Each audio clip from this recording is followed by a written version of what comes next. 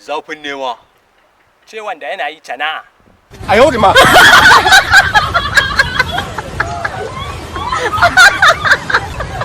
Assalamu alaikum masu kallo.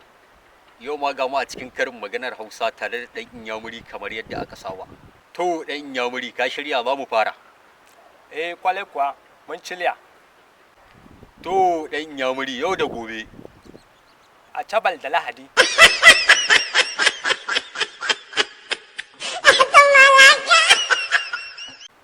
In ka juwa ne. Ba a can cunan mutum ba.